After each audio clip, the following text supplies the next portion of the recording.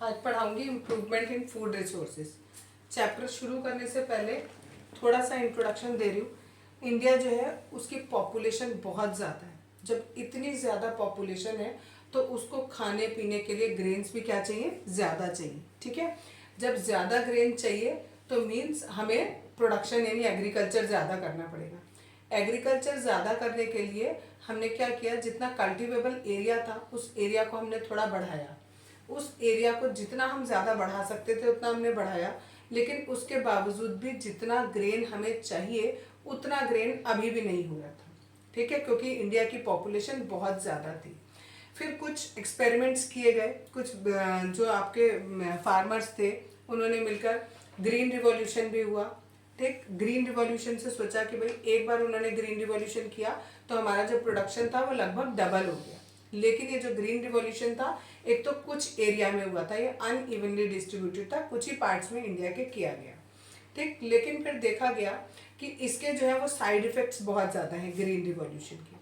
फिर कुछ समय बाद वाइट रिवॉल्यूशन हुआ, लेकिन इसमें भी देखा गया कि अगर वाइट रिवॉल्यूशन भी कर रहे हैं और ग्रीन रिवॉल्यूशन कर रहे हैं, इन दोनों से ही प्रोडक्शन तो बेशक बढ़ गया, लेकिन इसके क्या हुआ, थोड़े से साइड इफेक्ट्स हो गए।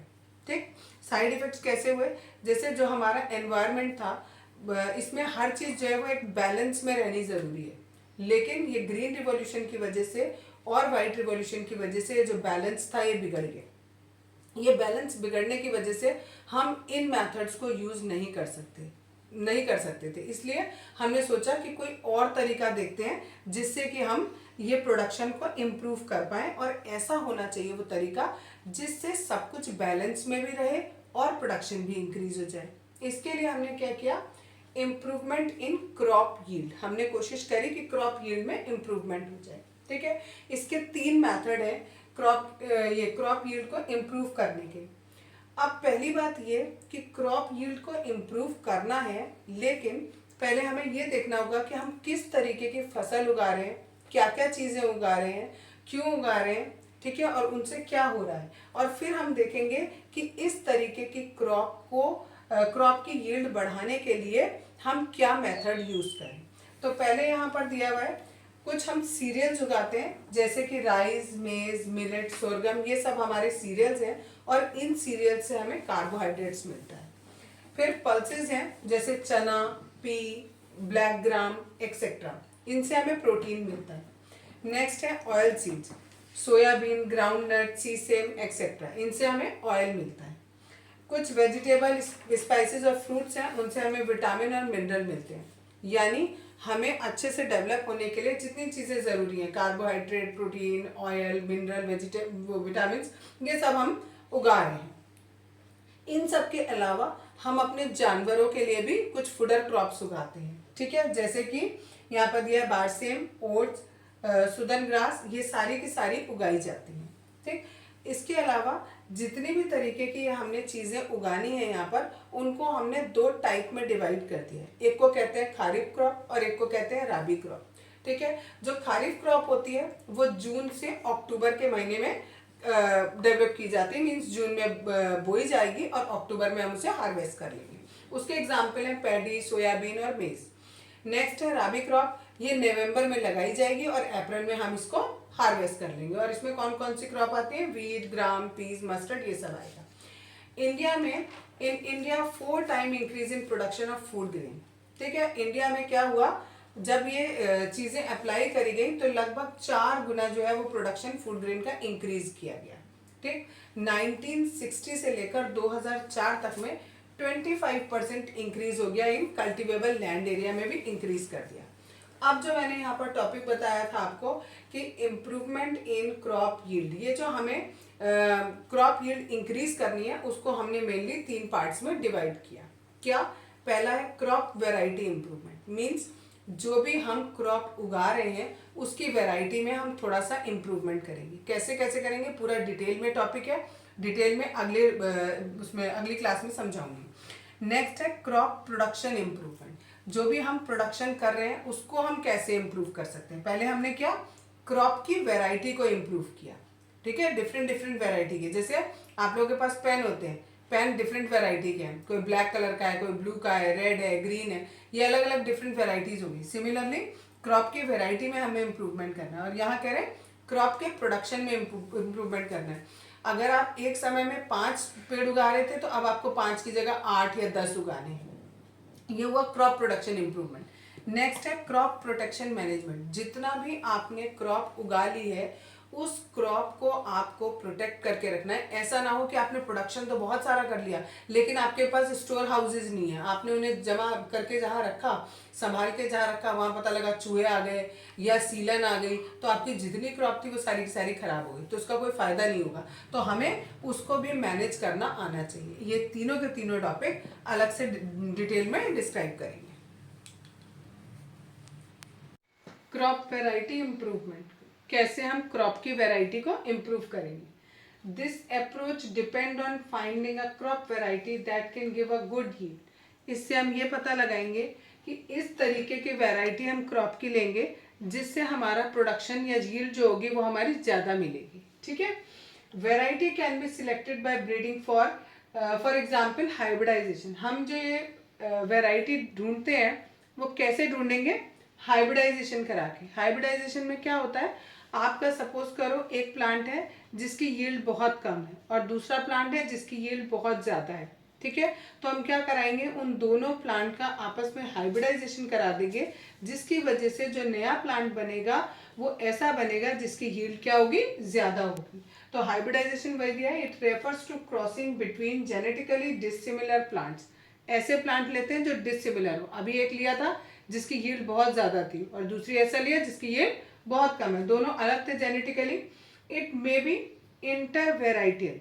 अब ये जो मैंने बताया जेनेटिकली डिसिमिलर होने चाहिए, 3 तरीके से डिसिमिलर हो सकते हैं। हो सकता है उनकी वेराइटी डिफरेंट हो सकता है उनकी स्पीसीज डिफरेंट हो और हो सकता है उनकी जेनेरा जो है वो तीनों का अलग हो। अगर इनके तीनों नहीं सॉरी दोनों के बीच में अलग हो, उन दोनों के बीच में हम क्रॉस कराएंगे और क्रॉस कराने के बाद जो हमें वैरायटी मिलेगी वो बहुत ही अच्छी मिलेगी और उसकी यील्ड बहुत ही ज़्यादा होगी। Crop yield related to weather, soil quality and availability of water. यानी जो क्रॉप यील्ड होती है वो इन सब चीज़ों पर डिपेंड करती है कि जिस जगह आपने क्रॉप उगाई है वहाँ का वेदर कैसा है, वहाँ की सॉयल कैसी है, वहाँ पर पानी की कितनी अवेलेबिलिटी है, इन सब चीज़ों पर डिपेंड करती है। आगे है factors for which variety improvement is done as. अब हम क्या क्या करेंगे, क्या हम ऐसे काम करें जिससे हमारी वैरायटी जो है वो अच्छी हो जाए। ठीक है, वैरायटी इंप्रूव हो जाए। तो सबसे पहला है हमारा हायर यील्ड, मतलब यानी हम वैरायटी को हम इंप्रूव क्यों कर रहे हैं इसके कारण आपको बता रही हूँ। पहला है हायर यील्ड, हम चाहते हैं कि हमारी यील्ड जो है वो ज़्यादा हो। यील्ड कब ज़्यादा होगी, जब उसकी वैरायटी अच्छी होगी। तो इसीलिए to increase the productivity of crop per acre, 1 एकड़ में जितनी क्रॉप प्रोड्यूस हो रही थी उसको बढ़ाने के लिए हमने क्या किया, ये वैरायटी इंप्रूवमेंट किया। दूसरा हमने वैरायटी इंप्रूवमेंट क्यों किया, इम्प्रूव्ड क्वालिटी। सपोज करो आपको भी पता है जैसे अलग अलग क्वालिटी के, जैसे फॉर एग्जांपल हम चावल ले लेते हैं, चावल अलग अलग क्वालिटी के होते हैं, हर एक को उगने में थोड़ा बहुत फर्क होता है लेकिन सब में लगभग सेम टाइम लगता है। तो यहाँ पर भी हम यही कह रहे हैं, आपको ये जो वैरायटी इंप्रूवमेंट आप कर रहे हो ये किस लिए कर रहे हो, जिससे हमारी जो क्वालिटी है वो भी इम्प्रूव हो जाए। जैसे baking quality is important in wheat. ठीक, दूसरा प्रोटीन इन पल्स, प्रोटीन पल्स में हमें कौन सा क्वालिटी चाहिए, प्रोटीन की क्वालिटी चाहिए। तो ये क्वालिटीज इम्प्रूव करनी है हमें, इसलिए हम वैरायटी में इम्प्रूव कर रहे हैं। तीसरा है बायोटिक और एबायोटिक रेजिस्टेंस। बायोटिक और एबायोटिक रेजिस्टेंस क्या होता है, रेजिस्टेंस मतलब होता है रोकना, यानी जो भी आपकी क्रॉप है उस क्रॉप में कोई डिसीज ना लगे, कोई इंसेक्ट्स उसको खा ना जाए। ठीक है, या फिर अगर ड्रॉट पड़ रहा है या सैलिनिटी बहुत ज़्यादा होती है, सैलिनिटी का मतलब होता है जहाँ जो भी पानी आप उसको दे रहे हो उसमें नमक की मात्रा अगर ज़्यादा हो जाती है तो हम कहते हैं इस पानी की सैलिनिटी बहुत ज़्यादा है। ठीक है, तो ये सारी चीज़ें ना हों इसके लिए हम क्या कर रहे हैं, वैरायटी को इम्प्रूव कर रहे हैं। नेक्स्ट है change in maturity duration. Maturity मतलब होता है कोई एक फसल कितने समय में, कितने टाइम के अंदर पक जाती है, वो हम इम्प्रूव कर रहे हैं। वो हम क्यों हम उसको चेंज कर रहे हैं, जितना कम समय में एक क्रॉप उगेगी उतना हमें इकोनॉमिकली फायदा होगा। सपोज करो अगर एक कोई क्रॉप है वो पहले 6 महीने में उग रही थी, अब हम उसे 3 महीने में उगा ले रहे हैं, तो यानी जितने समय में हम पहले एक क्रॉप उगा रहे थे अब उतने ही समय में हम डबल क्रॉप उगा रहे हैं, तो हमें क्या होगा, इकोनॉमिकली फायदा हो जाएगा। तो इसके लिए हम वेराइटी को इम्प्रूव कर रहे हैं। नेक्स्ट है वाइड अडेप्टेबिलिटी। वाइड अडेप्टेबिलिटी का मतलब होता है किसी भी एनवायरमेंटल कंडीशन में अपने आप को अडेप्ट कर लेना। सपोज करो कि अगर एक पौधा है वो पहले उग रहा था गर्मी में केवल, ठीक है, हल्का सा भी ठंडा होता था तो मान लो वो खराब हो जाता था, लेकिन अब हमने उसकी वैरायटी इम्प्रूव कर दी। और इम्प्रूव इसलिए करी कि क्या हो कि वो किसी भी एनवायरनमेंट में आसानी से रह सके, थोड़ा बहुत गर्म थोड़ा बहुत ठंडा हो जाए तो उसे ज़्यादा फर्क ना पड़े। अगर फर्क नहीं पड़ेगा तो क्रॉप अच्छी होगी, क्रॉप अच्छी होगी तो प्रोडक्शन अच्छा होगा, अच्छा होगा तो हमारी यील्ड क्या हो जाएगी, बढ़ जाएगी। नेक्स्ट है desirable agronomic characteristics. Desirable agronomic characteristics क्या होती हैं? डिजायरेबल मतलब जो हम चाहते हैं। जैसे सपोज करो हम चाह रहे हैं कि कोई पेड़ है वो लंबा हो जाए, ठीक, जैसे कि जो टॉलनेस होती है वो जो फूडर क्रॉप्स होती हैं, जो जानवरों के खाने के लिए क्रॉप्स उगाई जाती हैं, उनमें ये माना जाता है कि वो फूडर क्रॉप कैसी होनी चाहिए, लंबी लंबी होनी चाहिए, ऊंची ऊंची होनी चाहिए। जबकि जो सीरियल्स हैं वो छोटे छोटे होने चाहिए, बिल्कुल छोटी छोटी। यहाँ मैंने लिखा भी है dwarfness is desired in cereals so less nutrients are consume by crops, ठीक है। तो यहाँ हमने क्या किया, जिस तरीके के हम कैरेक्टरिस्टिक्स चाहते हैं वो हम उसमें ले आए, कि तो उससे फायदा क्या होगा, हमारी जो यील्ड होगी वो क्या हो जाएगी, बढ़ जाएगी, हमारी प्रोडक्टिविटी इंक्रीज हो जाएगी। इसके लिए हम ये सारे काम कर रहे हैं। आज बताऊंगी क्रॉप प्रोडक्शन मैनेजमेंट। जितना भी प्रोडक्शन हुआ है उसको कैसे मैनेज करेंगे। जो किसान होते हैं उनके पास पैसे की थोड़ी प्रॉब्लम होती है, इसलिए सारे के सारे जितने भी किसान हैं सब अलग अलग मेथड यूज करते हैं क्रॉप को, जितना भी क्रॉप का प्रोडक्शन हुआ है उसको मैनेज करने के लिए। वो 3 मेथड यूज कर रहे हैं। एक न्यूट्रिएंट मैनेजमेंट कर रहे हैं, दूसरा इरिगेशन का कर रहे हैं, और तीसरा क्रॉपिंग पैटर्न कर रहे हैं, ठीक है। पहला वाला बता रही हूँ, न्यूट्रिएंट मैनेजमेंट में क्या करते हैं। न्यूट्रिएंट मैनेजमेंट क्या होता है, न्यूट्रिएंट्स होते क्या है, nutrients are supplied to plant. पहली बात तो न्यूट्रिएंट्स क्या, जो इंपॉर्टेंट चीजें प्लांट में होनी चाहिए, ठीक है, उनको हम न्यूट्रिएंट कह रहे हैं। और ये जो न्यूट्रिएंट्स हैं ये प्लांट को 3 चीज देते हैं, ठीक है। एक एयर देते हैं न्यूट्रिएंट, एक वाटर देती है और एक सॉइल देते हैं। एयर कौन कौन से न्यूट्रिएंट देती है, कार्बन और ऑक्सीजन पेड़ों को जो मिल रहा है वो कहाँ से मिल रहा है, एयर से मिल रहा है। वाटर से उसे हाइड्रोजन मिलती है, और सॉयल से उसे टोटल मिलाकर 13 न्यूट्रिएंट्स मिलते हैं, ठीक है। टोटल मिला के प्लांट को 16 न्यूट्रिएंट्स की जरूरत होती है। ये 13, 14, 15, 16 टोटल मिलाकर 16 की जरूरत है, जिनमें से 13 उसे सॉयल से मिल रहे हैं और बाकी ये एयर से और वाटर से मिल रहे हैं। जो ये बाकी 13 बचे हैं, ठीक है, इनमें से कुछ ऐसे होते हैं जो ज्यादा क्वांटिटी में चाहिए और कुछ ऐसे होते हैं जो कम क्वांटिटी में प्लांट को चाहिए होते हैं। जो ज्यादा क्वांटिटी में चाहिए उन्हें हम मैक्रोन्यूट्रिएंट कहते हैं, और जो कम क्वांटिटी में चाहिए उन्हें हम माइक्रोन्यूट्रिएंट कहते हैं। जो ज्यादा क्वांटिटी में चाहिए होते हैं वो 6 होते हैं, और जो बाकी बचते हैं 7 वो माइक्रोन्यूट्रिएंट्स होते हैं। मैक्रो में कौन कौन से, जैसे nitrogen, phosphorus, potassium, calcium, magnesium और सल्फर, ये न्यूट्रिएंट्स चाहिए, ठीक। और माइक्रो में iron, manganese, boron, zinc, copper, molybdenum और क्लोरीन, ये सारे के सारे उन्हें चाहिए होते हैं कम मात्रा में। प्लांट को चाहिए लेकिन कम मात्रा में चाहिए। टू इंक्रीज द यील्ड, अब आपको यील्ड अपनी बढ़ानी है। The soil can be enriched, soil को एनरिच किया जाएगा बाय सप्लाइंग दीज न्यूट्रिएंट्स, ये न्यूट्रिएंट्स उसे दिए जाएंगे। जब आप ये न्यूट्रिएंट दोगे तो जो सॉयल है वो बहुत ज़्यादा फर्टाइल होगी। जब वो फर्टाइल होगी सॉयल तो वो यील्ड क्या देगी, बहुत अच्छा देगी। और इन द फॉर्म ऑफ, और ये न्यूट्रिएंट्स कैसे हम पहुंचा रहे हैं, देखो जो एयर से और वाटर से मिल रहे थे वो तो अपने आप मिल जाएंगे, बट जो सॉयल से मिलने हैं वो कैसे मिलेंगे, जब हम उसके अंदर मैन्योर और फर्टिलाइजर मिलाएंगे, ठीक है। अब ये मैन्योर और फर्टिलाइजर क्या होते हैं ये नेक्स्ट क्लास में करेंगे, और इनके बीच का डिफरेंस अब बताऊंगी। मैन्योर उस दिन बताया था कि प्रोडक्शन को बढ़ाने के लिए हम क्या करते हैं, या तो मैन्योर मिलाते हैं या फर्टिलाइजर्स मिलाते हैं। आज मैन्योर के बारे में बताऊंगी। It contains large quantity of organic matter. ये जो मैन्योर होता है इसमें ज़्यादा क्वांटिटी किसकी होती है? ऑर्गेनिक मैटर की होती है। ऑर्गेनिक का मतलब होता है जो नेचुरल चीज़ों से मिला हो हमें, जिसमें हमने केमिकल्स या फर्टिलाइजर्स या कुछ एक्स्ट्रा केमिकल्स ना मिलाए हों, उसे हम कहते हैं organic matter. It supplies small quantities of nutrients to the soil. ये थोड़ी कम क्वांटिटी में सॉइल को न्यूट्रिएंट्स देता है। It is prepared by animal excreta and plant waste. Animal का जितना भी एक्सक्रीटा होता है यानी उसका जो वेस्ट प्रोडक्ट होता है और जितने प्लांट का वेस्ट होता है उससे हमारा ये मैन्योर बनता है। It helps in enriching soil with nutrient and increase soil fertility.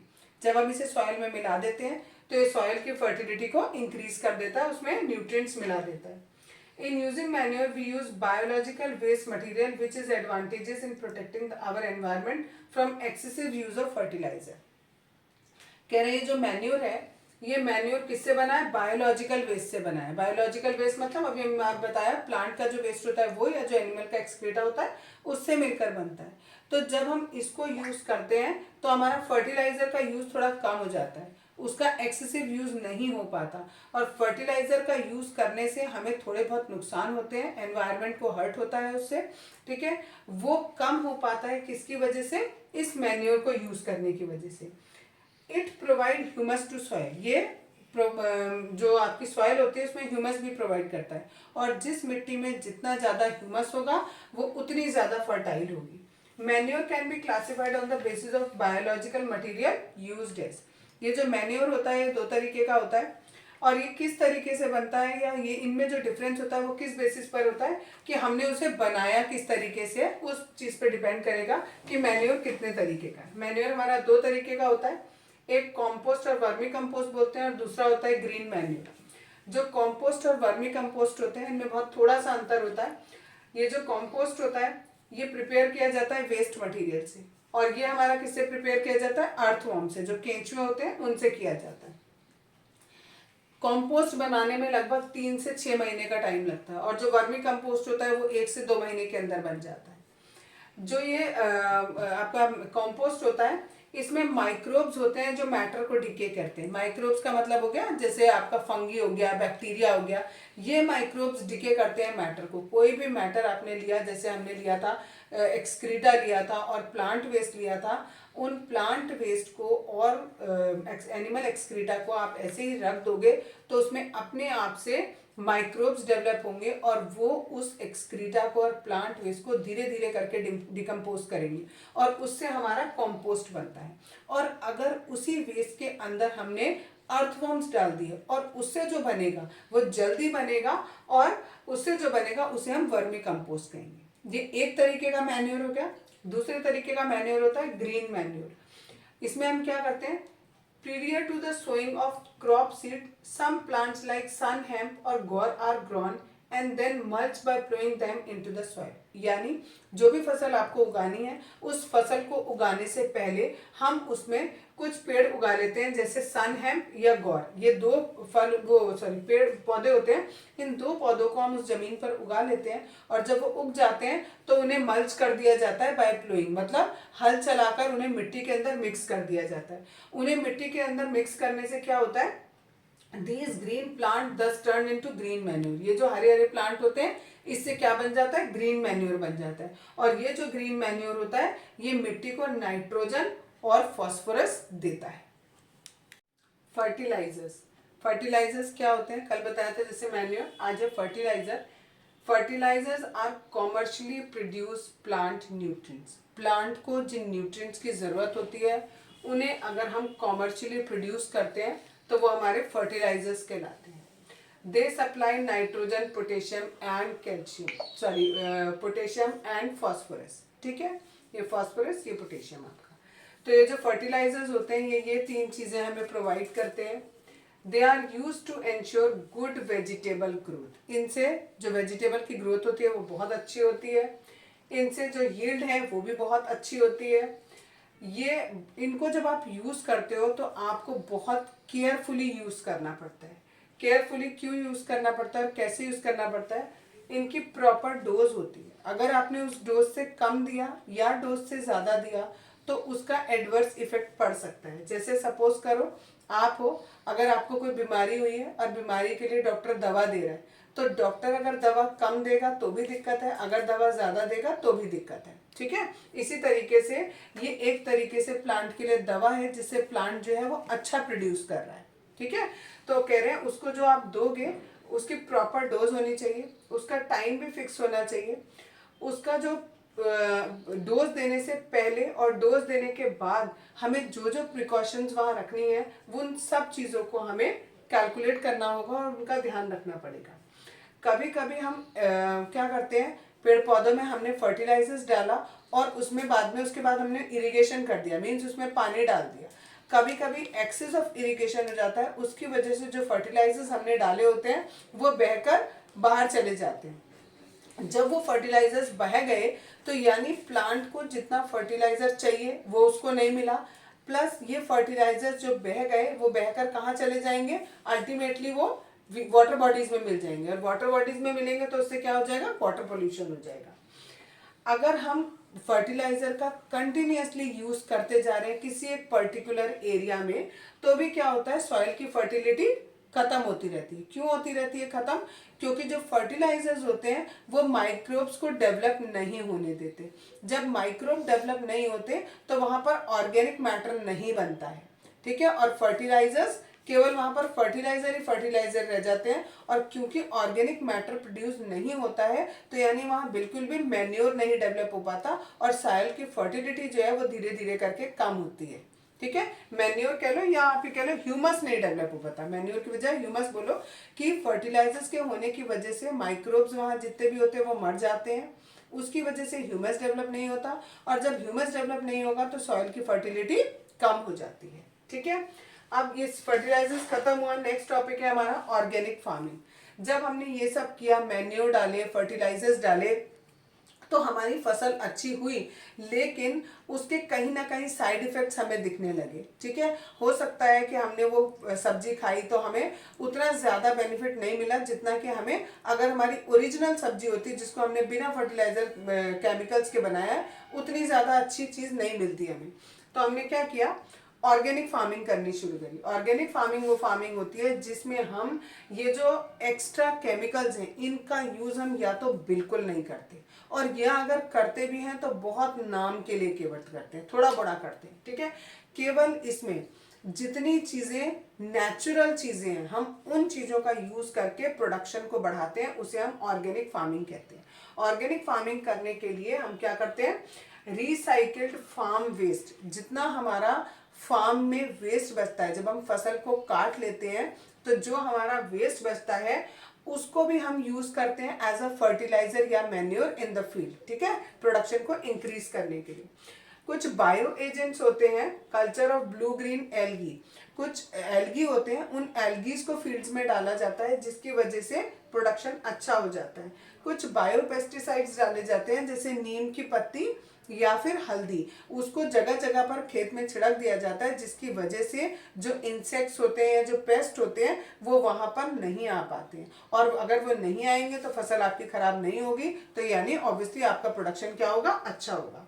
ठीक है, इस तरीके से ऑर्गेनिक फार्मिंग को हम करते हैं, और इसमें याद रखना है कोई भी केमिकल हम यूज नहीं करेंगे। ठीक है, ये 3 तरीके से की जाती है, मिक्स क्रॉपिंग, इंटरक्रॉपिंग और क्रॉप रोटेशन। ये हम आगे बढ़ेंगे, और these cropping system are beneficial. ये क्यों बेनिफिशियल है, क्योंकि ये क्या कर रहे हैं, जितने इंसेक्ट्स, पेस्ट वगैरह हैं उनको दूर रख रहे हैं, प्लस मिट्टी में जितने न्यूट्रिएंट्स हैं उन सब का फुल यूटिलाइजेशन हो पाता है इन मेथड्स को यूज करके, इसलिए जो ऑर्गेनिक फार्मिंग है उसको अच्छा माना जाता है। मिक्स क्रॉपिंग, पहला मेथड है, इट इज ग्रोइंग 2 और more crop simultaneously on the same piece of land. एक ही पीस ऑफ लैंड पर हम क्या करते हैं, 2 या 2 से ज्यादा क्रॉप्स एक साथ उगाते हैं। ठीक है, उसे हम क्या कहते हैं, मिक्स क्रॉपिंग कहते हैं। वीट और ग्राम, जैसे वीट के साथ आपने ग्राम उगा लिया या वीट के साथ मस्टर्ड उगा लिया, इस तरीके से जब हम 2 क्रॉप्स या 2 से ज्यादा क्रॉप को एक साथ उगाते हैं तो उससे क्या फायदा होता है, पहला फायदा ये होता है, इट रिड्यूसेस रिस्क। काय का रिस्क, रिस्क ये कि सपोज करो अगर आप कोई एक ही क्रॉप उगा रहे होते और वो खराब हो जाती तो पूरी की पूरी प्रोडक्शन खराब हो जाता। लेकिन जब आप यहाँ पर दो क्रॉप्स उगा रहे हो तो हो सकता है अगर एक खराब होगी तो दूसरी सही हो जाए। ठीक है, थोड़े चांसेस हैं यहाँ पर, तो थोड़ा रिस्क कम हो रहा है। दूसरी चीज, give some insurance against failure of one crop. यही बात उसी को घुमा के इन्होंने बोला कि एक क्रॉप एटलीस्ट सही निकल जाए, इसका थोड़ा सा एश्योरेंस दे रहे हैं कि हाँ भाई कम से कम एक क्रॉप सही हो जाए, दूसरी क्रॉप खराब भी हो गई तो कोई बात नहीं। दूसरा तरीका है इंटर क्रॉपिंग का। इसमें भी हम क्या करते हैं, दो या दो से ज्यादा क्रॉप्स को एक साथ उगाते हैं सेम फील्ड में, लेकिन इनमें हम एक डेफिनेट पैटर्न अप्लाई करते हैं। ठीक है, डेफिनेट पैटर्न का मतलब है, देखो जब हम मिक्स क्रॉपिंग कर रहे थे तो उसमें हमने क्या किया, ये खेत है, हमने ऐसे दो हिस्से कर दिए। अगर हमें दो क्रॉप उगानी है, एक क्रॉप हमने यहाँ उगा ली, एक क्रॉप हमने यहाँ उगा ली। अगर हमें तीन उगानी है तो हमने ये कहता एक यहाँ एक यहाँ एक यहाँ, तीन क्रॉप्स उगा ली। ठीक, चार उगानी है तो हमने क्या किया, इसी फील्ड को, जो भी आपकी फील्ड थी उस फील्ड को चार पार्ट में डिवाइड कर लिया, इन चारों में अलग अलग क्रॉप उगा ली। ये हमारी मिक्स क्रॉपिंग है। जब हम ये इंटर क्रॉपिंग करते हैं उसमें क्या करते हैं, ये हमारी फील्ड है, इस फील्ड में हम एक डेफिनेट पैटर्न देंगे। एक लाइन हमने एक क्रॉप की लगाई, दूसरी लाइन हमने दूसरी क्रॉप की लगाई, फिर एक पहली वाली, फिर दूसरी वाली, फिर पहली वाली, फिर दूसरी वाली। इस तरीके से कोई भी एक पर्टिकुलर पैटर्न होता है, वो पैटर्न हम फॉलो करते हैं इंटरक्रॉपिंग में। Few rows of one crop alternate with a few rows of second crop. मैंने आपको बोला एक एक रो लगाओ, ये कह रहे हैं फ्यू रोज। हो सकता है आप एक की जगह दो दो क्रॉप, दो दो रोज लगा लो। ये वाली जो शुरू की दो रो हैं ये किसी एक क्रॉप की, बाद की दो रो दूसरी क्रॉप की, फिर पहली क्रॉप की, फिर दूसरी क्रॉप की। इस तरीके से एक पैटर्न चलेगा। इसका एग्जाम्पल दिया है सोयाबीन और मेज, इसमें हम ये दोनों एक साथ में उगा सकते हैं। Crops are selected such that their nutrient requirement are different. और ये जो हमने ये दो क्रॉप्स सोची है कि हम ये दो क्रॉप एक साथ उगा सकते हैं, ये हम क्या सोचकर उगाते हैं कि दोनों चीजें, जो दोनों क्रॉप है हमारी, उनको अलग अलग न्यूट्रिएंट चाहिए। एक पूरी फील्ड है, इस पूरी फील्ड में सपोज करो हमारे पास पोटेशियम भी है, कैल्शियम भी है, मैग्नीशियम भी है, और भी कई सारे न्यूट्रिएंट्स हैं। ठीक है, तो हम इसमें ऐसी दो क्रॉप्स उगाएंगे जिनको कुछ न्यूट्रिएंट चाहिए और दूसरी वाली क्रॉप को कुछ और न्यूट्रिएंट चाहिए। इससे क्या होगा, जितने भी न्यूट्रिएंट जमीन में है वो सारे के सारे यूटिलाइज हो जाएंगे, प्लस दोनों क्रॉप्स को आपस में लड़ना नहीं पड़ेगा। सेम, अगर सबको सेम न्यूट्रिएंट चाहिए होता तो वो आपस में लड़ाई करते कि भाई हमें एक न्यूट्रिएंट दो, हमें न्यूट्रिएंट दो।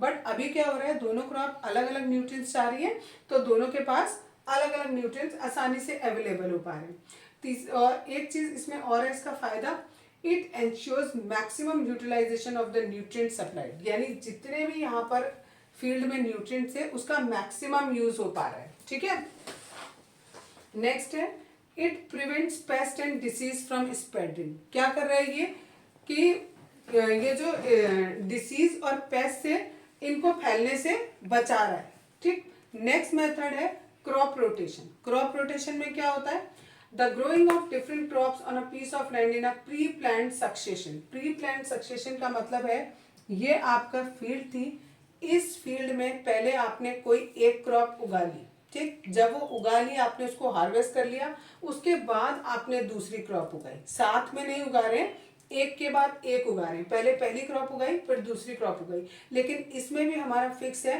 कि एक क्रॉप के बाद जो दूसरी क्रॉप उगेगी वो यही होनी चाहिए। ठीक है, depending upon the duration, crop rotation is done for different crop combination. Depending upon the duration, duration का मतलब है कि वो क्रॉप कितनी जल्दी या कितनी देर में पक के तैयार हो रही है, उस पर डिपेंड करेगा कि हम कौन सी क्रॉप का कॉम्बिनेशन लेंगे। सपोज करो आपने यहाँ पर दो क्रॉप्स उगानी है, पहले एक क्रॉप उगाई फिर दूसरी क्रॉप उगाई।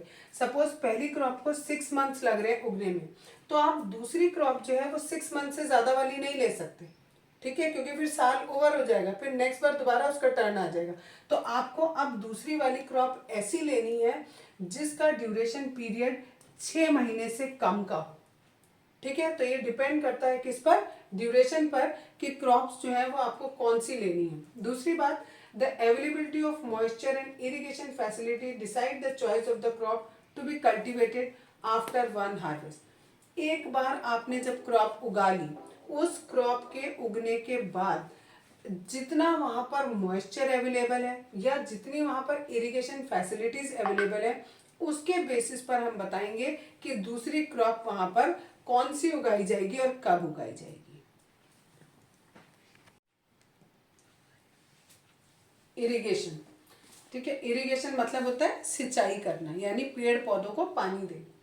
Most agriculture in India is rain fade agriculture. Rain fade agriculture मतलब अधिकतर हमारे इंडिया में जितना भी एग्रीकल्चर होता है वो बारिश के पानी से होता है, ठीक है। एग्रीकल्चर में जो पानी की जरूरत होती है वो किससे पूरी होती है, यानी मॉनसून से पूरी होती है। Hence poor monsoon cause crop failure, और अगर हमारा मानसून अच्छा नहीं होगा तो ऑब्वियसली हमारी क्रॉप जो है वो खराब हो जाएगी। इसलिए हमें बहुत सारे अलग मेथड्स यूज करने पड़ते हैं इरिगेशन के लिए, ठीक। बहुत सारे अलग अलग मेथड जो इरिगेशन के लिए यूज करते हैं वो डिपेंड करता है, किस चीज पर डिपेंड करता है कि वो किस जगह से आप उसका वाटर रिसोर्स कहाँ है, कौन सा है। यानी सपोज करो आपके पास एक बहुत बड़ा खेत है, उस खेत में आपको इरिगेशन करना है, मींस पानी डालना है उसमें, और आप रेन के ऊपर डिपेंड नहीं होना चाहते हो, तो आपको और सारे तरीके ढूंढने पड़ेंगे। वो तरीके कौन कौन से होते हैं या कहाँ कहाँ से आप पानी ले सकते हो। हम वेल से पानी ले सकते हैं, ट्यूब ये कैनल से ले सकते हैं, रिवर लिफ्ट सिस्टम होता है उससे कर सकते हैं, और टैंक से ले सकते हैं, ठीक है। वेल्स जो है वो दो तरीके के वेल्स होते हैं हमारे पास, एक डग वेल होता है, दूसरा ट्यूब वेल होता है। जो डग वेल होता है वो क्या करता है, उसमें जो आपके स्ट्रेटाज होते हैं, स्ट्रेटा मीन्स होता है एक्वाफर जिसे आप बोलते हो, ठीक है। आप लोगों ने ज्योग्राफी में पढ़ा होगा शायद एक्वाफर। पत्थरों के नीचे जो आपका बारिश का पानी होता है वो पहले जमीन में मिट्टी के नीचे जाता है, मिट्टी के नीचे पत्थर है, पत्थरों के नीचे जाता है, और पत्थरों के नीचे जगह वो एक जगह इकट्ठा हो जाता है, वो जगह कहलाती है स्ट्रेटा, ठीक है, या उसे हम कहते हैं एक्वाफर। तो यहाँ पर ये जो डग वेल है, यहाँ पर ये जो पानी मिलता है वो इसी स्ट्रेटा में से निकाला जाता है, और वहां से स्ट्रेटा में से पानी को निकाल के हम उसे इरिगेशन में यूज कर लेते हैं, ठीक। दूसरा है ट्यूब वेल। ट्यूबवेल में भी हम लेते तो स्ट्रेटा से ही पानी है, लेकिन जो ये वाला स्ट्रेटा था उसके भी नीचे और डीप में चले जाओ, ठीक है, वहां से पानी लेते हैं हम किसमें, ट्यूबवेल में, ठीक है। और उस पानी को लेके हम इरिगेशन करते हैं। दूसरा तरीका है कैनल्स का। Canals receive water from one और मोर रिजर्वायर्स और फ्रॉम रिवर। रिजर्वायर होते हैं ऐसी जगह होती है जहां पर पानी को कलेक्ट करके रखा जाता है, दैट आर कॉल्ड रिजर्वायर्स। तो ये कह रहे हैं कैनल्स के थ्रू, ठीक है। कैनल्स क्या होती हैं आपकी, हिंदी में अगर आप बोलो तो नहर बोल सकते हो, ठीक है। करीबन जैसे आप बहुत बड़ा नाला होता है ना, उतना बड़ा स्पेस लिया जाता है और उस बड़े स्पेस को कनेक्ट किया जाता है जहां पर आपकी नदी या रिजर्वायर होता है वहां से, और कहाँ तक जाता है वो, जहां तक आपका खेत होता है उधर तक जाता है, ठीक है। और खेत में जो है पानी आप कैनल के द्वारा एक पाइप लगा देते हैं और खेत में पानी चला जाता है। तो कह रहे हैं जो कैनल्स हैं, इन कैनल्स में पानी कहाँ से आता है, रिजर्वायर से या रिवर से आता है, और इन कैनल्स के द्वारा आप अपने खेत में पानी डाल सकते हो। अगला सिस्टम दिया है रिवर लिफ्ट सिस्टम। इसमें हम क्या करते हैं, यहाँ पर देखो हमने क्या किया, रिवर का पानी हम पहले कैनल में लाए और कैनल से हमने पानी को यूज किया। रिवर लिफ्ट सिस्टम में हमने पूरा डायरेक्टली हम रिवर से ही पानी लेके आ गए, ठीक है। डायरेक्ट हमने अपने खेत को किससे कनेक्ट कर लिया, रिवर से कनेक्ट कर लिया। लेकिन ये तभी हो पाएगा जब रिवर और उसके खेत के बीच का डिस्टेंस थोड़ा कम हो। नेक्स्ट है टैंक्स। टैंक्स जो है वो छोटे छोटे रिजर्वायर्स होते हैं, छोटे छोटे टैंक्स होते हैं, रिजर्वायर्स होते हैं, और इनमें क्या होता है, ये स्टोर करते हैं the run of smaller catchment area. मतलब कैचमेंट एरिया किसे कहते हैं, आपकी बारिश हुई, बारिश जो है वो जिस रास्ते से जाती है और जाकर नदी में मिलती है उस पूरे रास्ते को हम कैचमेंट एरिया कहते हैं, ठीक है। तो कह रहे हैं ये जो टैंक्स हैं हम उन्हीं रास्ते से टैंक से पानी लेके आते हैं और फील्ड में डाल देते हैं, उससे भी हमारा इरिगेशन हो जाता है। और आजकल के समय में हम और भी दो नए मेथड यूज कर रहे हैं, that is rain water harvesting कर रहे हैं और वाटरशेड मैनेजमेंट यूज कर रहे हैं, ठीक है। इनका डिटेल आपके सिलेबस में नहीं है, तो केवल आपको इतना ही याद रखना है कि न्यूली अगर जो हम तरीका अपना रहे हैं इसको इरिगेशन करने के लिए, तो हम उसमें रेन वाटर हार्वेस्टिंग और वाटरशेड मैनेजमेंट का भी यूज कर रहे हैं। आज बताऊंगी crop protection management. Crop protection management से जो हमने पहले पढ़ा था, पहले वो देख लें। क्रॉप प्रोडक्शन मैनेजमेंट, हमने पहले प्रोडक्शन को मैनेज किया था, 3 तरीके से मैनेज किया था। एक हमने न्यूट्रिएंट मैनेजमेंट किया था, दूसरा हमने क्रॉपिंग पैटर्न किया था और तीसरा इरिगेशन किया था। अब उसके बाद जब हमने प्रोडक्शन कर लिया तो जितना भी हमारा प्रोडक्ट तैयार हुआ है उसको हमें प्रोटेक्ट करना है, ठीक है। तो क्रॉप प्रोटेक्शन मैनेजमेंट, जब आपकी क्रॉप आपने बो दी उसके बाद उसको किस किस चीज़ से हमें बचाना है, ठीक है। तो पहला है कि जो फील्ड होती है, फील्ड क्रॉप्स होती हैं, उनमें बहुत सारे वीड्स होते हैं, इंसेक्ट्स होते हैं, पेस्ट होते हैं और डिसीजेस भी हो जाती हैं। इन सब से हमें पेड़ पौधों को बचाना है, प्रोटेक्ट करना है हमें इन सब से, ठीक है। अगर पेड़ पौधों में ये सारी चीज़ें होंगी तो उससे हमारी जो प्रोडक्शन है वो ऑब्वियसली कम हो जाएगी और हमारी जो क्रॉप है वो डैमेज हो सकती है, ठीक है। वीड्स किसे कहते हैं? जो हमारे अनवांटेड प्लांट्स होते हैं। सपोज आपने गोभी उगा रखी है, गोभी के साथ में अपने आप से थोड़ी सी चौलाई उग गई या पालक उग गया, कहीं से कोई भी चीज़ आ गई तो वो हमारा वीड कहलाए, ठीक है। और इंसेक्ट, आपको सभी को पता है इंसेक्ट क्या होते हैं? छोटे मोटे कीड़े होते हैं, ठीक। पेस्ट जैसे आपके अनवांटेड एनिमल्स होते हैं, जो अनवांटेड एनिमल नहीं बोलेंगे, इंसेक्ट ही बोलेंगे, छोटे छोटे होते हैं, बहुत बड़े नहीं होते हैं, उनको बोला जाता है। जो ये भी अनवांटेड होते हैं, हम चाहते नहीं है, जैसे चूहा हो गया, ठीक। और डिसीजेज यानी बीमारियां हो गई, पेड़ पौधों की बीमारियां, हम अपनी बीमारी की नहीं, पेड़ पौधों की बीमारी की बात करें। तो कह रहे हैं जो वीड है वो अनवांटेड प्लांट होते हैं और उनके एग्जाम्पल का नाम दिया है इन्होंने जेंथियम और पार्थेनियम, और भी बुक में 1-2 दे रखे हैं, वो भी आप याद कर लेना, ठीक है। तो कह रहे हैं जो अनवांटेड प्लांट होते हैं इनसे क्या दिक्कत होती है हमारी मेन क्रॉप को, हमें इस वीड से पेड़ पौधों को क्यों बचाना है। जब आपकी पूरा एक फील्ड है, उस फील्ड में आपकी क्रॉप उगी हुई है, उस बीच में सपोज करो कोई घास उग गई जो कि अनवांटेड है, जिसे आप वीड बोल रहे हो, वो आपको नहीं चाहिए, तो वो वीड क्या करेगा, जितना एक तो उसको वीड को फूड चाहिए, स्पेस चाहिए और लाइट चाहिए। जमीन आपकी इतनी ही है, सपोज ये आपकी फील्ड है, इस फील्ड में सपोज आपने यहाँ पर अपनी क्रॉप उगा रखी है जो आपकी मेन क्रॉप है, इसके आसपास का जितना भी एरिया होगा उससे ये क्या करेगा, जितने भी इस पेड़ पौधे को न्यूट्रिएंट चाहिए वो सारे इससे ले लेगा, ठीक। जो इसके पास का एरिया होगा वो इससे ले लेगा। लेकिन सपोज करो कि अगर यहाँ पर एक वीड उग गया, एक यहाँ उग गया, एक यहाँ उग गया, तो क्या करेगा, ये जो वीड है इसको भी तो न्यूट्रिएंट चाहिए, वो इसी मिट्टी में से न्यूट्रिएंट ले लेगा, तो जो हमारी मेन क्रॉप थी उसके पास न्यूट्रिएंट कम रह जाएगा, ठीक है। प्लस दूसरी चीज, इसको जितनी सनलाइट चाहिए थी उतनी सनलाइट, अब आप कहोगे सनलाइट तो सब पे बराबर पड़ती है तो इसको कहाँ से नहीं मिलेगी। हो सकता है कि ये जो वीड है ये इतना बड़ा हो जाए कि जो उसकी शेडो है वो आने लगे मेन क्रॉप के ऊपर, ठीक है। तो सनलाइट वहां तक उस क्रॉप तक नहीं पहुंच पाएगी, वो वीड पर ही आकर रह जाएगी। तो इसलिए कह रहे हैं और कि जितने भी न्यूट्रिएंट्स होते हैं या जितना स्पेस चाहिए या सनलाइट चाहिए वो सब वीड ले लेता है, ठीक है। इसलिए हम वीड को नहीं चाहते हैं कि वीड वहां पर हो और हमें उसे वहां से हटाना होता है, अपने पेड़ को हमें उस वीड से प्रोटेक्ट करना होता है, ठीक है। अच्छा, आगे है, ये क्वेश्चन पूछा जाता है पेपर में कि हम वीड को क्यों नहीं चाहते और इसको हम अनवांटेड प्लांट क्यों कहते हैं। तो ये दोनों रीजन देंगे आप कि they compete for food, space and light, और दूसरा they take up nutrients and reduce the growth of the crop, ठीक। नेक्स्ट है आपका कि इंसेक्ट और पेस्ट्स जो होते हैं वो पेड़ पौधों पर 3 तरीके से अटैक करते हैं। पहला, उनकी रूट, स्टेम या लीफ को काट देते हैं। दे सक द सेल सेप, जो आपकी प्लांट है, क्रॉप है आपकी, उसके अंदर जो सेल्स हैं उसके अंदर जो भी लिक्विड होता है वो उसको सकअप कर लेते हैं, ठीक है, उसको चूस लेते हैं। कौन? जो इंसेक्ट्स वगैरह होते हैं या जो पेस्ट होते हैं वो। और तीसरा, they bore into stem and fruit, कभी कभी वो स्टेम के अंदर या फ्रूट के अंदर पूरे पूरे घुस जाते हैं। जैसे आपने देखा होगा बैंगन, ठीक है, ऊपर से बैंगन देखोगे तो आपको बिल्कुल सही दिखाई देगा, बट आप उसको काटोगे तो उसके अंदर कीड़ा होता है, ठीक है। अमरूद होता है, ऊपर से बिल्कुल सही दिखाई देगा, बट आप काटोगे तो उसके अंदर कई बार कीड़ा होता है, ठीक है। तो उन्होंने क्या किया, वो सकअप कर गए, फ्रूट के अंदर घुस गए।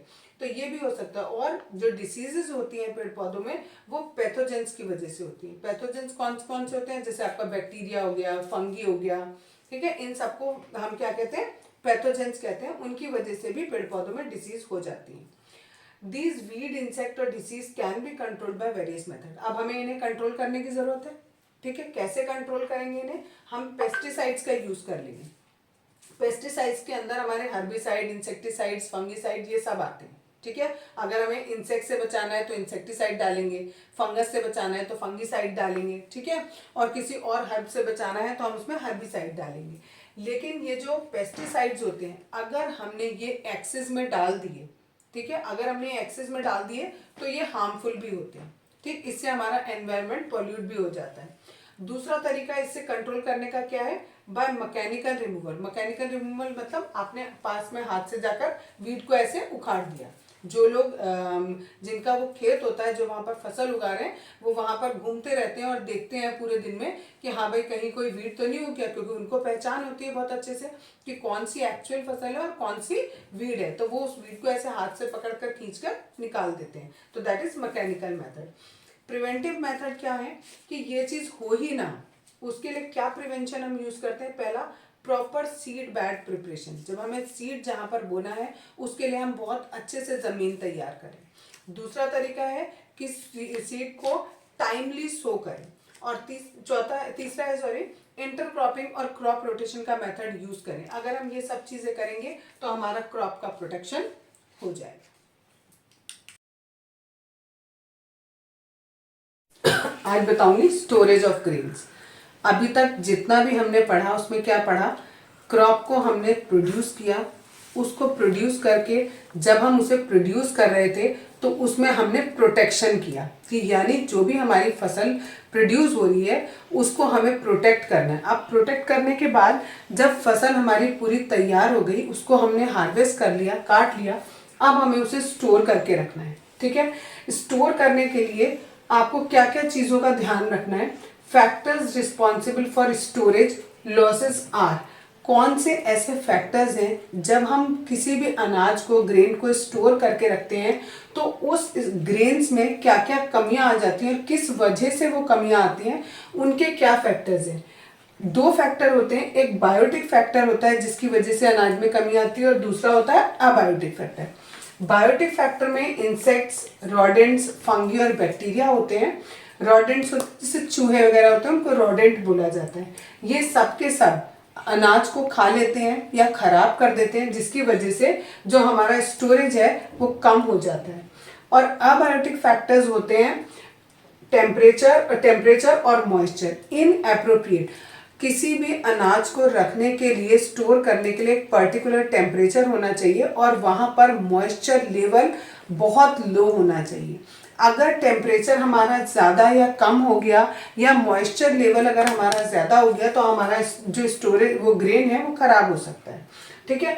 अगर हमारा स्टोरेज ऑफ ग्रेन जितना भी था, ठीक है, यानी जितना भी ग्रेन हमने स्टोर किया हुआ था, अगर वो खराब हो जाता है तो खराब होने की वजह से हमें क्या क्या नुकसान होते हैं, ये है कि किस वजह से खाना आपका खराब हो रहा है, ग्रेन आपका किस वजह से खराब हो रहा है। अब वो जो ग्रेन खराब हो गया उसकी वजह से क्या क्या इफेक्ट होंगे, वो ये होंगे।